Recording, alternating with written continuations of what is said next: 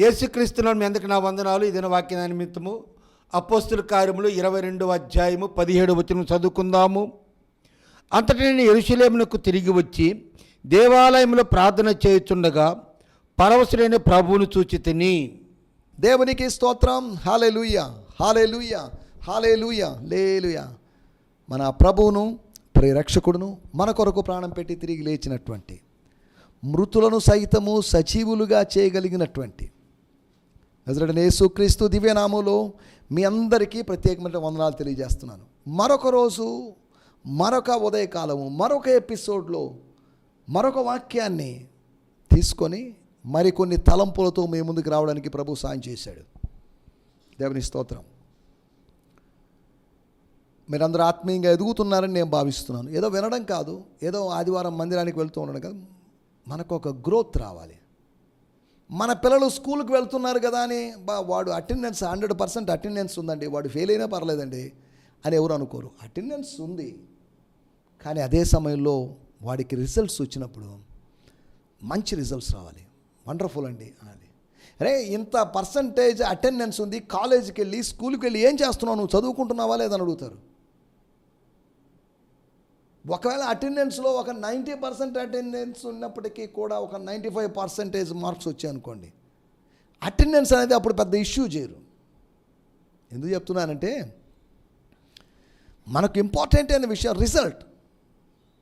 నీ అభివృద్ధి, నీ గ్రోత్ అనేది చాలా ప్రాముఖ్యం. నీ అభివృద్ధి అందరికీ తేటగా కనబడనిమ్మో. ఎదగాలి. ఎదుగు బొదుగు లేని విధంగా ఎంతకాలం ఉంటాం? Grow in the lord. యేసుక్రీస్తును గురించిన జ్ఞానమందును ఆయన అనుగ్రహించే కృపయందును అభివృద్ధి పొందండి. చదవండి. ఒక మాట చదువుతున్నాను, దానిలోంచి మనం వివరించుకోవడం లేదు, కానీ ఒక మాట నా మనసులో వస్తున్నట్టు మాట, గుర్తు చేయబడుతున్న మాట. పేతురు పత్రిక, అపోస్తలుడైన పేతురు గారు రాసినటువంటి 2వ పత్రిక 3వ అధ్యాయము, అక్కడ రాయబడిన ఒక మాట చదువుతున్నాను, దయచేసి చూడండి. మన ప్రభువును రక్షకుడైనటువంటి యేసుక్రీస్తు అనుగ్రహించు కృపయందును జ్ఞానమందును. మన ప్రభు అయిన యేసుక్రీస్తు కృప, జ్ఞానం ఇస్తాడు. జ్ఞానం అంటే కంప్యూటర్ నాలెడ్జో లేకపోతే దాని గురించి కాదు, స్పిరిచువల్గా సర్వైవ్ అయ్యేటువంటి ఈ ఆత్మీయ అరణ్య యాత్రలో ఆత్మ సంబంధమైనటువంటి అవగాహనతో, ఆత్మ సంబంధమైనటువంటి జ్ఞానముతో సాగడానికి జ్ఞానమందు అభివృద్ధి పొందండి. మనం అభివృద్ధి చెందితే ఆయన మహిమ కలుగుతుంది. యోహాను సువార్త 15వ అధ్యాయం 8వ వచనంలో రాయబడింది, మీరు బహుగా ఫలించుట వలన నా తండ్రి మహిమపరచబడును. ఇందును బట్టి మీరు నా శిష్యులు అవుతారు. మీరు బహుగా ఫలించాలి. ఏదో కొద్ది ఫలం కాదు, 30 అంతుల ఫలం కాదు, 60 అంతుల ఫలం కాదు, 100 అంతుల ఫలం కావాలి. మనం అలా ఫలించాలి, విస్తారంగా ఫలించాలి. దేవుని స్తోత్రం. హల్లెలూయా. ఆకులు కలిగినటువంటి క్రైస్తవులాగా ఆకులు కలిగినట్టు, కేవలం ఆకులు మాత్రం కలిగినట్టు అంజూరపు చెట్టులాగా ఉండడానికి వీల్లేదు. ఫలములు కలిగినటువంటి క్రైస్తవుడిగా ఉండాలి అనేది దేవుని చిత్తం.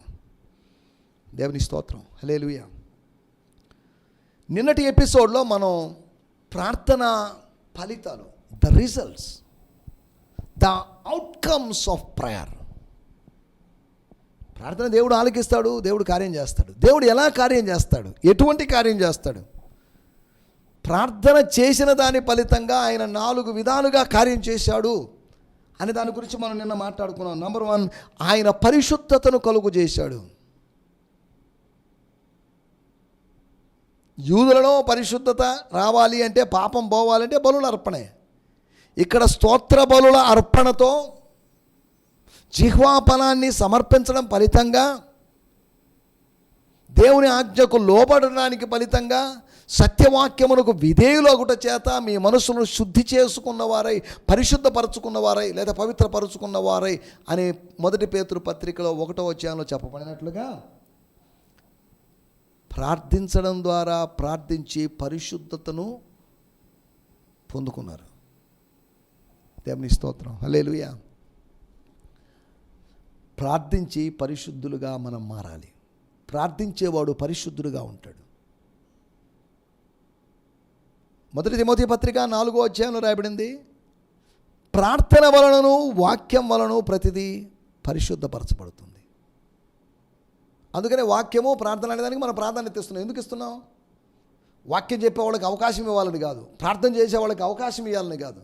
అవకాశం ఇస్తాం ప్రార్థన చేసే వాళ్ళకి, లేకపోతే వాక్యము బోధించే వాళ్ళకి, ప్రసంగించే వాళ్ళకి అవకాశం ఇవ్వాలి. కానీ దాని ద్వారా ఏం జరుగుతుంది? అవుట్కమ్ ఏంటి? The outcome is holiness.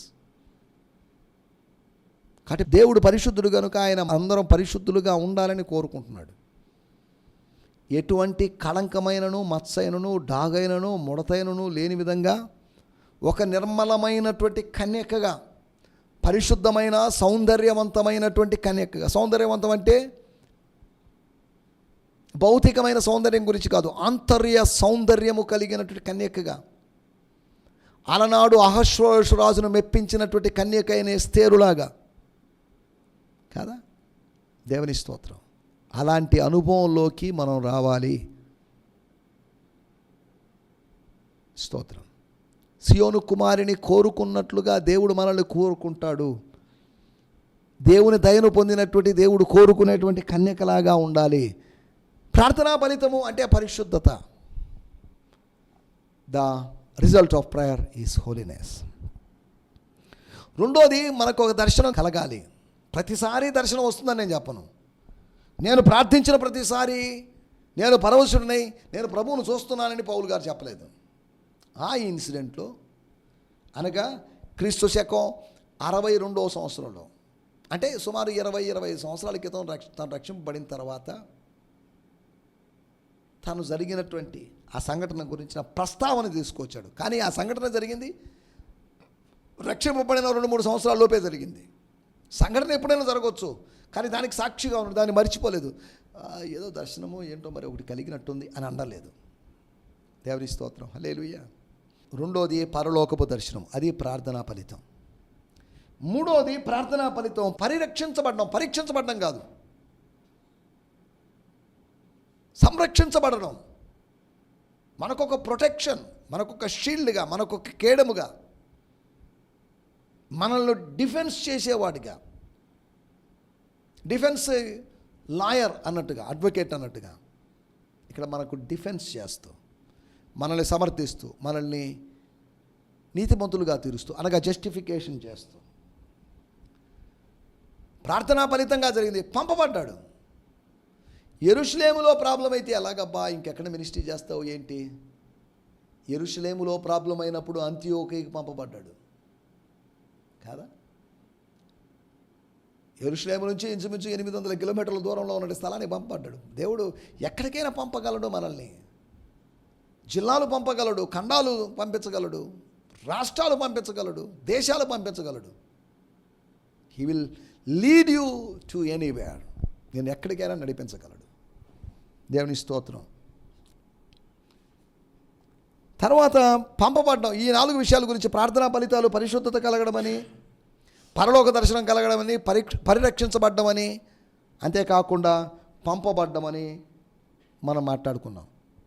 రండి, ఈ దినము కూడా నిన్న ఆలోచించినట్లుగానే, అనగా అపోస్తుల కార్యములు 22వ అధ్యాయము 17వ వచనం, నిన్నటి వాక్యాన్ని మనం ఈరోజు కూడా ధ్యానించుకుందాం. దాంట్లో వచ్చి కొన్ని విషయాలు మనం నేర్చుకోవడానికి ప్రయత్నం చేస్తాం. మన ధ్యానం నిమిత్తమై అపోస్తుల కార్యములు 22వ అధ్యాయం 17వ వచనం.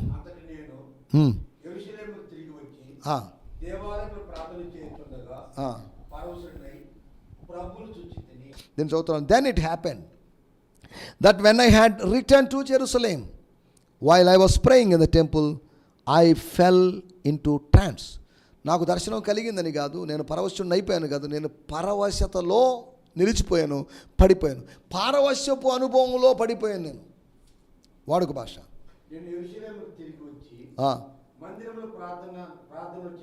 ప్రార్థనా మందిరములో, అన్యజనులకు ప్రార్థనా మందిరము అనబడినటువంటి యెరూషలేములోని దేవాలయములో నేను ప్రార్థన చేస్తూ ఉండగా, ఎంతసేపు ప్రార్థన చేస్తున్నానో నాకు తెలియదు, కానీ 3 రోజులు నేను ప్రార్థన చేసిన, నాన్ స్టాప్గా ప్రార్థన చేసిన అనుభవం నాకుంది. నేను పరవశుడిని అయిపోయాను, ప్రభు వశం అయిపోయాను, నా వశంలో నేను లేను. నేను ప్రభువుని చూశాను. ఎప్పుడో చూశాను, భౌతికంగా చూశాను. ఆయన ఎలాంటి రూపం అవి నాకు కరెక్ట్గా గుర్తు రావడం లేదు. అకాలమందు పుట్టిన నాకును కనబడెను అని 1 కొరింథీయులకు రాసిన పత్రిక 15వ అధ్యాయం అంటాడు. అకాలంలో పుట్టినప్పటికీ నష్టమే ఉంది చెప్పండి. అకాలంలో పుట్టినా సకాలంలో పుట్టినా ఆత్మకార్యము జరిగింది, దాన్ని బట్టి సంతోషించాలి. ప్రభువు నాకు కనిపించాడండి. 1 కొరింథీ పత్రిక 15వ అధ్యాయంలో పౌలు అదే అన్నాడు, ప్రభువు నాకు కనిపించాడు అంటే దాని అర్థం ఆయన పునరుత్థానం వాస్తవం అని అర్థం. అపోస్తలుల కార్యము 9వ అధ్యాయంలో నాకు కనిపించాడు. నేను దేవాలయంలో ప్రార్థిస్తుండగా పరవశుడై కనిపించాడు, వాస్తవం. అపోస్తలుల కార్యంలో 18వ అధ్యాయంలో నాతో మాట్లాడాడు, నువ్వు ఉండు, ఎక్కడ నిలబడు, ధైర్యంగా ఉండు, నిన్ను ఎవడు ఏం చేయలేడు. రాత్రి దర్శనమందు ప్రభు 18వ అధ్యాయము 8వ వచనంలో, అనగా 9వ అధ్యాయములో 18వ అధ్యాయములో 22వ అధ్యాయంలో అకాలములో పుట్టిన పౌలుకు కనీసం 3 ప్రత్యక్షతలు కలిగాయి. అంటే 3 దర్శనాలు కలిగాయి. అంటే 3 దర్శనాలు అంటే 3 అనే కాదు దాని అర్థం. 3 ప్రభు దర్శనాలు, ప్రభువును చూసిన దర్శనాలు కనిపించాయి అని అర్థం. 3 కాదు, ఇంకా ఎక్కువ కూడా కలిగి ఉండొచ్చు, అతను ప్రభువును చూసి ఉండొచ్చు. సరే, ఏదేమన్నప్పటికీ దాంట్లోకి వెళ్ళడం లేదు. మన టైటిల్ ఎలా ప్రార్థన చేయాలి, how we have to pray, how to pray. ఎలాగంటే అలా ప్రార్థన చేయొచ్చా? ఎలా చేయాలి ప్రార్థన? నేను అర్థం చేసుకోవడానికి 4 విషయాలు నేను మీకు జ్ఞాపకం చేస్తాను. మొట్టమొదటి మాట 22వ అధ్యాయము 16వ వచనం. కనుక నువ్వు తనువు చేయుట yes నామమును బట్టి ప్రార్థన చేసి బాప్తిసం పొంది నీ పాపములను కడిగి వేసుకోమని చెప్పాను. స్తోత్రం. 1, ఆయన నామములో ప్రార్థించాలి. ప్రేయింగ్ ఇన్ హిస్ నేమ్, ఆయన నామాన్ని ఉపయోగించాలి. యేసు అనేటువంటి నామము మన పాస్వర్డ్, యేసు అనేటువంటి నామము మన సీక్రెట్ పాస్వర్డ్, యేసు అనేటువంటి ఆ నామము మన పిన్. యేసు నామాన్ని ఉచ్చరించినప్పుడు, ఉపయోగించినప్పుడు, దాన్ని అన్వయించుకున్నప్పుడు, యేసు నామములో శక్తిని గుర్తించినప్పుడు, హిస్ అథారిటీ, ఆయన నామం అంటే ఆయన వ్యక్తిత్వం, ఆయన ఏమై ఉన్నాడు అనేది ఆయన నామము తెలియజేస్తుంది. ఆయన రక్షకుడు, ఆయన నామమును బట్టి జెషువా మెస్సియా, జీసస్ క్రైస్ట్, జెషువా క్రిస్టోస్ అనగా రక్షకుడైన అభిషక్తుడైనటువంటి ఆ నామములో, రక్షకుడు అభిషక్తుని నామములో ప్రార్థన చేయడం. ఆయన నామములో నా నామములో మీరు ఏది అడిగినా నేను ఇస్తానని చెప్పాడు, నా నామములో ఏది అడిగినా చేస్తానని చెప్పాడు. నా నామములో మీరు ఏది అడగలేదు, ఇక ముందు అడగండి.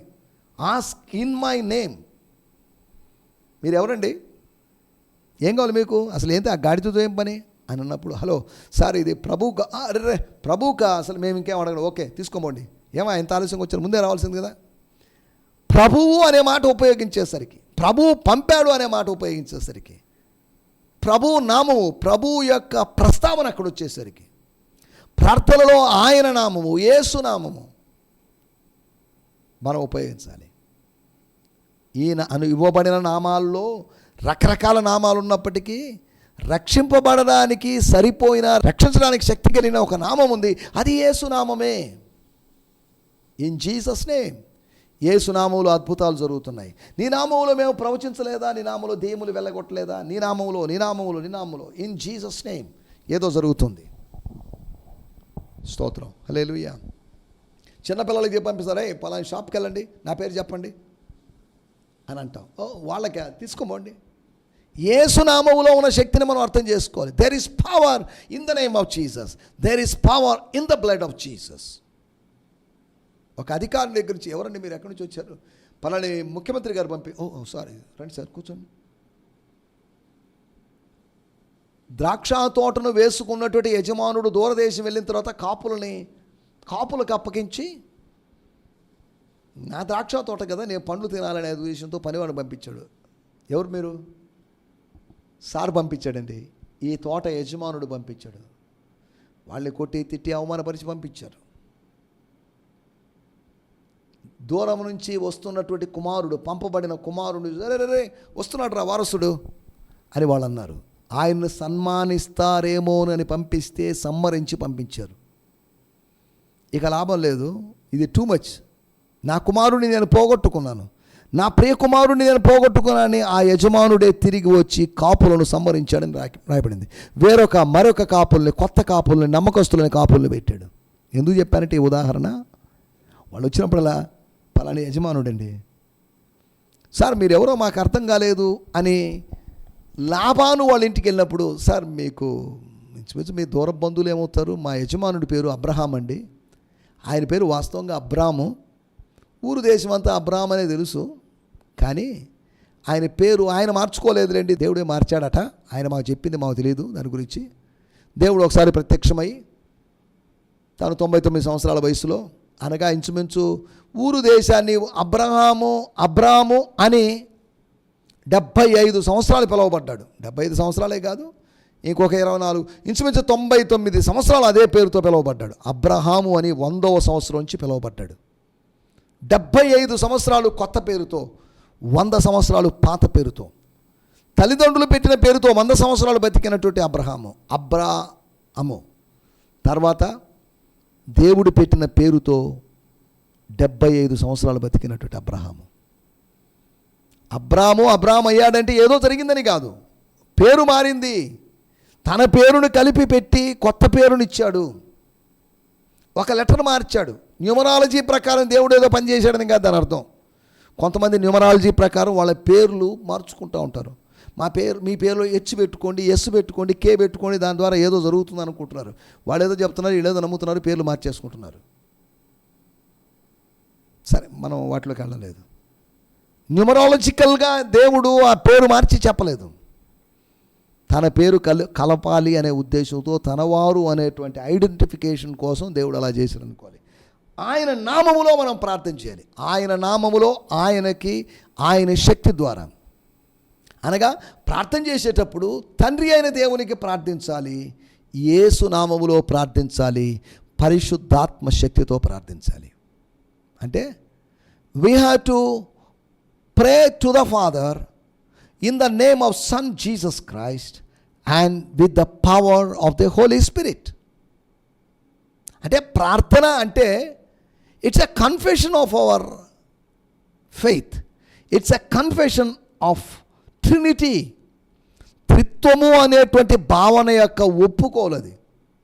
ముగ్గురు ఉన్నారు అక్కడ, దేవత్వంలో ముగ్గురు, తండ్రి, కుమార, పరిశుద్ధాత్మ. తండ్రికి ప్రార్థన చేస్తున్నాము యేసు నామములో, అనగా తండ్రికి నామం లేదు, పరిశుద్ధాత్మకు నామం లేదని కాదు, ఒక్కొక్కరికి ఓ నామం ఉంది. తండ్రి యొక్కయు కుమారుని యొక్కయు నామములోనికి వాళ్ళందరికీ కామన్ ఒక నేమ్ ఉంది. ఆ నేమ్ గాడ్, దేవుడు, ఎలోహిం, లేకపోతే యావే అనేటువంటి ఒక నామం. సరే, దానిలోకి వెళ్ళలేదు.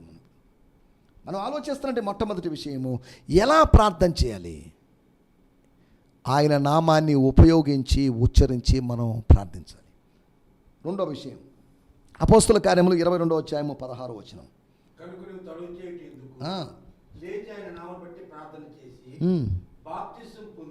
బాప్తిస్మము పొంది, చాలండి, బాప్తిజం పొంది, పరిశుద్ధాత్మ బాప్తిజం కాదు, నీటి బాప్తిజం. అలాగని పరిశుద్ధాత్మ బాప్తిజం పొందలేదా అంటారేమో, పొందాడు ఆయన. బాప్తిజము అనేది దైవ సంకల్పము. లూకాసు వార్త 7:30 వచ్చిన ప్రకారం యోహాను దగ్గర బాప్తిజం తీసుకోవడానికి యేసు ప్రభు వచ్చినప్పుడు, అప్పుడు సార్ అదేంటి సార్ మీరేంటి నా దగ్గర బాప్తిజం తీసుకోవడం ఏంటి, నేనే మీ దగ్గర తీసుకోవాలి. అలా బాబు ఎన్ని వద్దు, ఆయన్ని వారింపజూశాడు, నివారింపజూశాడు. ప్రభు అన్నాడు, లేదు నువ్వు బాప్తిజం ఇచ్చేసి. నీతి యావత్తు ఇలా జరగాలి. పరలోకపు నీతి, మానవ నీతి కాదు, స్వనీతి కాదు, పరలోకపు నీతిని మనం ఇలాగా ఈ విధేయత ద్వారా, లేకపోతే ఈ ఒబీడియన్స్ ద్వారా, అనగా బాప్తిజము మన విధేయతకు సూచన. విధేయత లేనివాడు బాప్తిజం మాకెందుకండి బాప్తిజం, మేము చిన్నప్పుడే బాప్తిజం తీసుకునేవాళ్ళం అండి.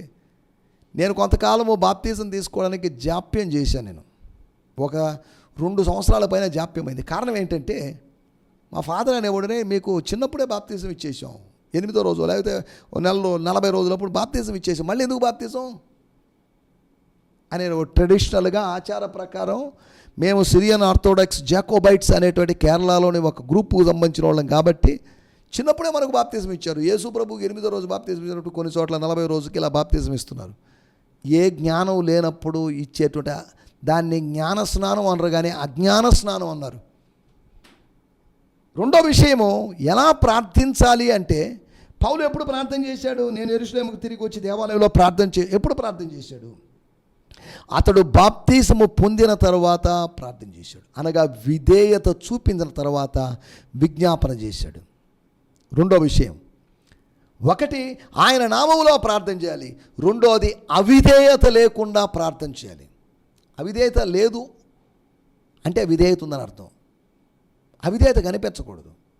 అవిధేయత అంటే తిరుగుబాటు స్వభావం, రెబలియన్, లొంగని తత్వం, లోబడని తత్వం, శరీర తత్వం. అది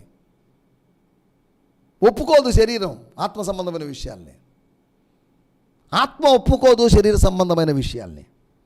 రెండోది అవిధేయత లేకుండా బాప్తిజము అనేదాన్ని రిజెక్ట్ చేయకుండా దాన్ని అంగీకరిస్తూ అవిధేయత లేకుండా మనం ప్రార్థించాలి.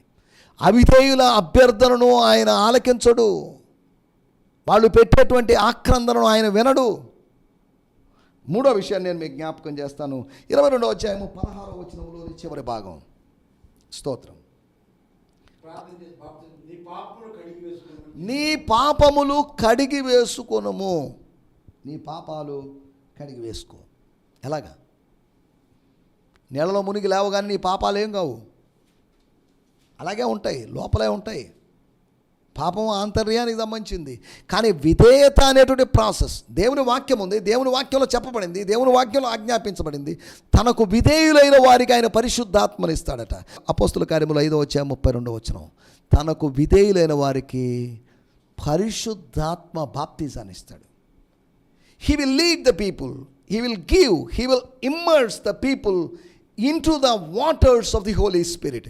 పరిశుద్ధాత్మ జలాల్లోకి ముంచి లేపేటువంటి అనుభవం ఎప్పుడు వస్తుందంటే వెన్ వి ఒబే.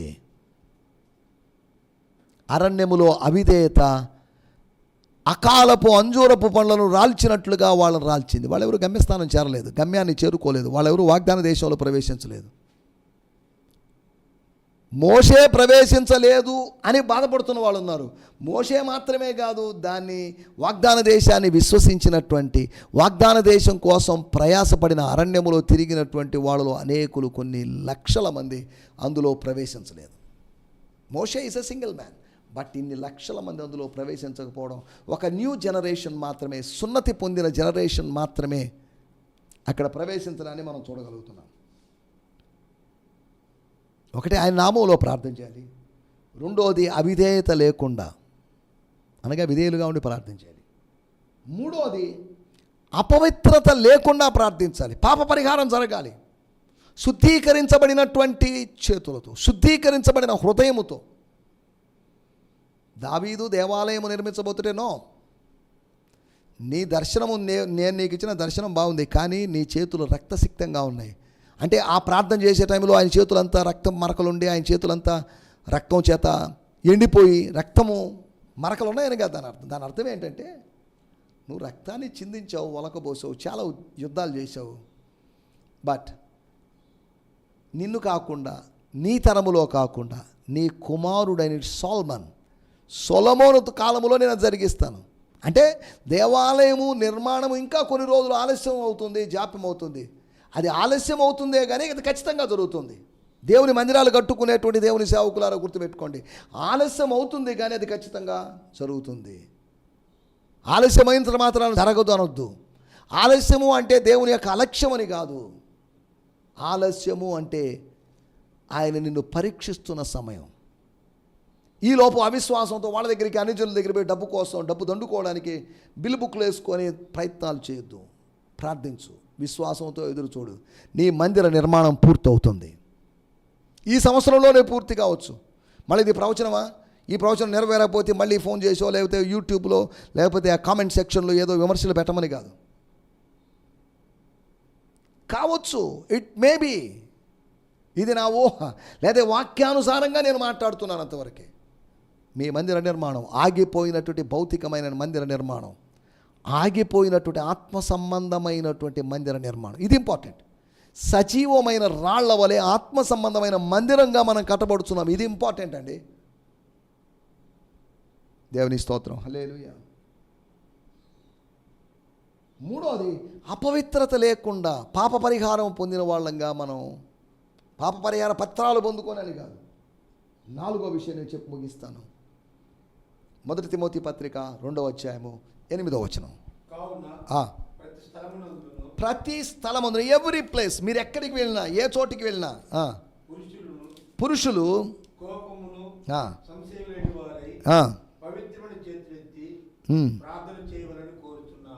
దేవుని స్తోత్రం. హల్లెలూయా. Therefore I encourage the men, పురుషుల గురించి, to pray on every occasion, ప్రతి సందర్భంలో, ప్రతి ఫంక్షన్లో, ప్రతి కార్యంలో, with hands lifted to God in worship, ఆరాధనలో చేతులు ఎత్తునట్లుగా అలాగా ఎత్తబడిన చేతులతో, కడగబడిన చేతులతో, కడగబడిన హృదయంతో, with clean hearts, free from frustration or strife, ఎటువంటి ఫ్రస్ట్రేషన్ లేకుండా, యాంగర్ ఆర్ స్కీమింగ్, కోపిస్టులుగా కాకుండా. ఇక్కడ రాయబడిన మాట ఏంటంటే, ప్రతి స్థలమందును దేవుడు ఆలకిస్తాడు అనే ఉద్దేశంతో, నీ చేతులు ఎత్తడాన్ని చూస్తాడు అనేటువంటి ఉద్దేశంతో, విశ్వాసంతో, బై ఫెయిత్, సందేహము లేకుండా, సంశయము లేకుండా, సనుగుడు లేకుండా, సందేహాలు మాని ప్రార్థించాలి. అనగా అవిశ్వాసము లేకుండా ప్రార్థించాలి. ఒకటి, ఆయన నామంలో ప్రార్థించాలని, రెండోది అవిధేయత లేకుండా ప్రార్థించాలని, మూడోది మనం ఆలోచించినట్టు విషయము అపవిత్రత లేకుండా, 4వది అవిశ్వాసం లేకుండా మనం ప్రార్థించి ప్రార్థనా ఫలితాలు పొందుగానికి ప్రభు మన కృపను అనుగ్రహించును గాక. ఆమేన్. హల్లెలూయా. హల్లెలూయా. ఈ సందేశము మీకు ఆశీర్వాదకరంగా ఉందని నమ్ముచున్నాము. ప్రార్థనా అవసరతల కొరకు మమ్మల్ని సంప్రదించవలసిన మా చిరునామా గిద్యోన్ మిషన్ చర్చ్, 6వ వీధి, శాంతినగర్, నెల్లూరు 4, ఆంధ్రప్రదేశ్. పిన్ 524004. మా ఫోన్ నంబర్లు 7036443613, మరి ఒక నంబర్ 9392293010. మా ఈమెయిల్ ఐడి gfihmi2015@gmail.com. దేవుడు మిమ్మును ఆశీర్వదించునుగాక. ఆమేన్.